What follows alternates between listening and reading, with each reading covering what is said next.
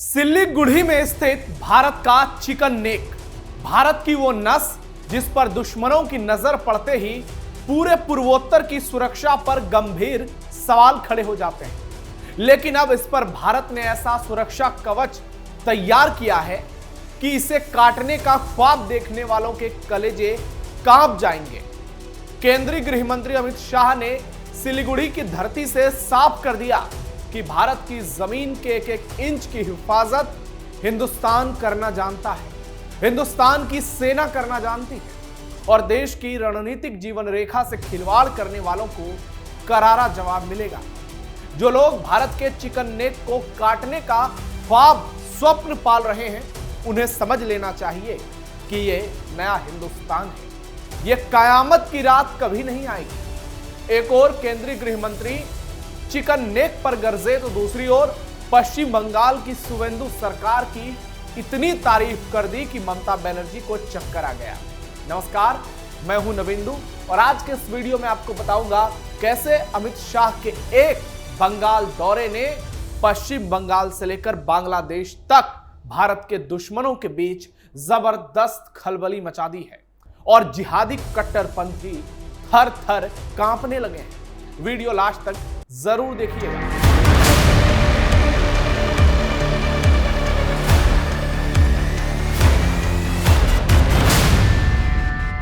केंद्रीय गृह मंत्री अमित शाह के एक पश्चिम बंगाल दौरे ने भारत विरोधियों की नींद उड़ा दी। बंगाल की धरती से शाह ने सिलीगुड़ी कॉरिडोर की सुरक्षा को लेकर बड़ा ऐलान कर दिया। गृह मंत्री ने कहा कि सिलीगुड़ी कॉरिडोर देश के सबसे संवेदनशील इलाकों में से जो 8 राज्यों को भारत से जोड़ता है और राष्ट्रीय सुरक्षा के लिए सबसे अहम है। अमित शाह का आपको बयान सुनाते हैं जिसमें वो सिलीगुड़ी कॉरिडोर यानी चिकन नेक को लेकर, उसके अभेद्य सुरक्षा को लेकर बड़ा ऐलान करते हुए नजर आए। सुनिए। मित्रों, नरेंद्र मोदी सरकार ने सिलीगुड़ी कॉरिडोर, चिकन नेक के राष्ट्रीय सुरक्षा के दृष्टिकोण को, उसके महत्व को बहुत अच्छे तरीके से पहचाना है। 8 राज्यों को जोड़ने वाला यह अत्यंत संवेदनशील महत्वपूर्ण गलियारा है।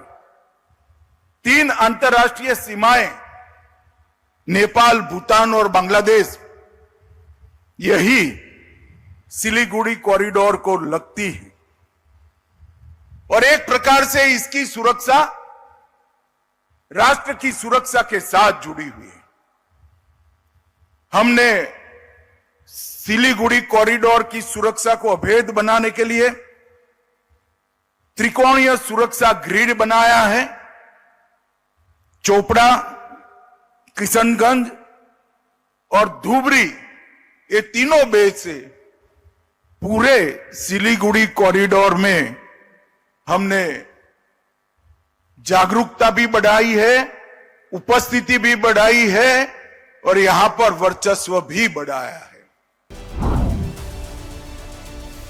दरअसल सिलीगुड़ी का वो इलाका चिकन नेक कहा जाता है जिसे भारत और पूर्वोत्तर यानी पूर्वोत्तर भारत का ही हिस्सा है, लेकिन जो मैप है भारत का उसमें चिकन नेक की भूमिका बहुत बड़ी है। बहुत ही संकरी रास्ते हैं वहां पर, यानी करीब 60 किलोमीटर लंबा और केवल 22 किलोमीटर चौड़ा सकरा गलियारा है यह चिकन नेक, जो देश के पूर्वोत्तर राज्यों को बाकी भारत से जोड़ता है और चीन, नेपाल, भूटान और बांग्लादेश की सीमाओं से यह घिरा है।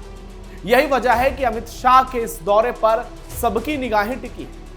सिलीगुड़ी कॉरिडोर को आम बोलचाल में चिकन नेक कहा जाता है। जी हां, चिकन नेक इसलिए क्योंकि यह मुर्गी की टांगों की तरह पतली है। भारत के नक्शे में यह एक बेहद सकरा भूभाग है जो देश के 8 पूर्वोत्तर राज्यों को सड़क और रेल से बाकी भारत से जोड़ता है, यानी 7 जो राज्य जो 7 सिस्टर कहे जाते हैं। और इसके अलावा हमने देखा है पश्चिम बंगाल और पश्चिम बंगाल के बगल में सिक्किम, इन सबको जोड़ता है। इस गलियारे के एक तरफ बांग्लादेश है, दूसरी तरफ नेपाल और भूटान है, जबकि उत्तर में तिब्बत का इलाका है। इतने छोटे इलाके से पूरे पूर्वोत्तर की कनेक्टिविटी जुड़ी होने की वजह से इसे देश के सबसे संवेदनशील इलाकों में गिना जाता है। किसी भी आपात स्थिति में इस कॉरिडोर की सुरक्षा और निर्बाध कनेक्टिविटी बेहद जरूरी हो जाती है और यही कारण है कि केंद्र सरकार यहां इंफ्रास्ट्रक्चर और सुरक्षा दोनों को लेकर लगातार समीक्षा करती रहती है। पश्चिम बंगाल की बांग्लादेश के साथ लंबी सीमा है और प्रदेश का उत्तरी हिस्सा नेपाल, भूटान और सीमाओं के करीब है। इसलिए सिलीगुड़ी का दायरा सिर्फ भारत नेपाल और भारत भूटान सीमा तक सीमित नहीं माना जा रहा, बल्कि पूरे पूर्वी और उत्तर पूर्वी इलाके की सुरक्षा व्यवस्था इससे जुड़ी है। कुल मिलाकर अमित शाह का यह दौरा बॉर्डर सिक्योरिटी के लिए बहुत ही इंपॉर्टेंट है। बेहतर आपसी तालमेल और आधुनिक इंफ्रास्ट्रक्चर को लेकर केंद्र सरकार की व्यापक रणनीति का एक बड़ा हिस्सा यह दौरा माना जा रहा है।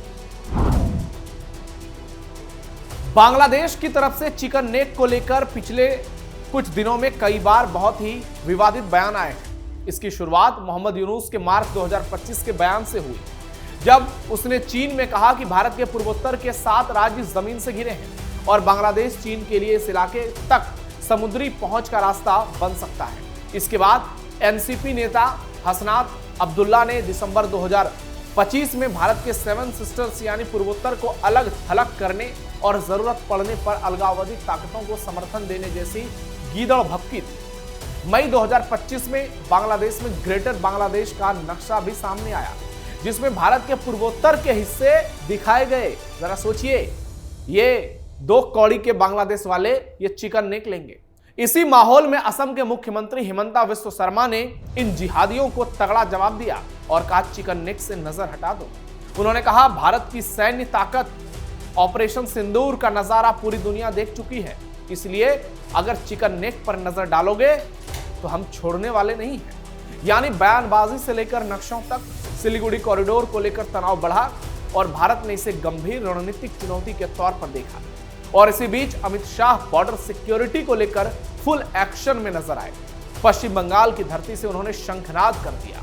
एक और उन्होंने जिहादियों को, कट्टरपंथियों को, भारत विरोधियों को चेतावनी दी, तो दूसरी तरफ बंगाल की शुवेंदु सरकार की जमकर तारीफ की और कहा कि घुसपैठ रोककर पश्चिम बंगाल और देश को सुरक्षित बनाना बीजेपी की प्राथमिकता है और फेंसिंग इसका सबसे मजबूत उपाय है। इसलिए शुवेंदु जी ने मात्र 45 दिनों में ही बीएसएफ और एसएसबी को 1129 एकड़ भूमि उपलब्ध कराई। सुनिए अमित शाह का बयान। मैं शुवेंदु जी की बुरी प्रशंसा करना चाहता हूं कि जब से वो आए हैं, हमें सीमा सुरक्षा के लिए जो भी सहयोग चाहिए था गृह मंत्रालय को, हम सिर्फ फोन करते हैं, पत्र तो बाद में जाता है, पहले परमिशन मिल जाती है। सरकार के गठन के 45 दिन के भीतर ही 1129 एकड़ भूमि जो हम 2014 से मांगते थे, हमें मिलती नहीं थी, बीएसएफ और एसएसबी के लिए 1129 एकड़ भूमि शुभेंदु जी ने दे दिया। बंगाल में पहली बार बीजेपी की सरकार बनी है और इसे लेकर अमित शाह ने खूब हुंकार भरी और खुले मन से कहा कि लंबे समय तक बम, हिंसा और भय का दौर देखने वाले बंगाल में अब कम्युनिस्टों के कैडर राज और ममता के गुंडा राज के बाद कानून का राज स्थापित हो रहा है। ममता बनर्जी के शासन में रविंद्र संगीत से गूंजता ये प्रदेश बम धमाकों से डरता था। एसिड हमले कभी थमते नहीं थे। आरजी कर मेडिकल कॉलेज की बर्बरता हो या संदेश खाली की पीड़ा, दुर्गापुर मेडिकल कॉलेज में हुआ बलात्कार हो या साउथ कोलकाता लॉ कॉलेज में हुई छेड़खानी हो, कोई एक्शन नहीं लिया जाता था। मुझे विश्वास है सरकार तो बदली है, साथ में अब कानून भी बदल रहा है। अब बंगाल में कानून का राज 15 साल के बाद फिर से सुनिश्चित हो जाएगा, इसको पूरा मुझे विश्वास है। पश्चिम बंगाल की धरती से अमित शाह ने न सिर्फ बांग्लादेश पर तगड़े हमले किए, बल्कि ममता बनर्जी और टीएमसी के गुंडों को भी कड़ी चेतावनी दे दी। उन लोगों को भी चेतावनी दे दी जो भारत में रहकर बांग्लादेश और पाकिस्तान का समर्थन करते हैं, और उन लोगों को तो तगड़ी चेतावनी दे दी जो चिकन नेक को भारत से अलग करने का ख्वाब देखते हैं, जो कयामत की रात तक पूरा नहीं होगा। अमित शाह के एक दौरे ने पूरी दुनिया में भारत के परचम को बुलंद कर दिया और पूरे विश्व को बता दिया कि भारत अपनी सीमाओं की रक्षा करना जानता है। भारत को मालूम है कैसे दुश्मनों से निपटा जाए। भारत बांग्लादेश जैसे दो कौड़ी के देश से तो कभी डर ही नहीं सकता, जिसका निर्माण भारत ने किया, जिसका बाप भारत है।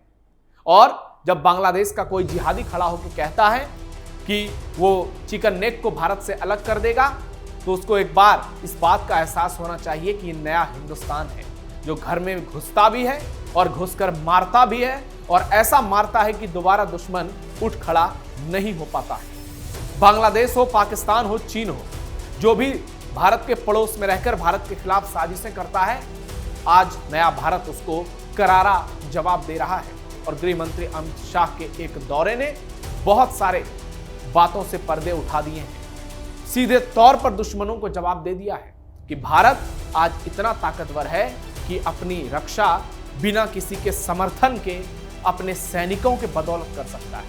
अब आपकी क्या राय है इस पर? आप क्या सोचते हैं चिकन नेक को लेकर, अमित शाह के बंगाल दौरे और बयान को लेकर? कमेंट बॉक्स में जरूर बताइए। फिलहाल के लिए इतना ही, धन्यवाद।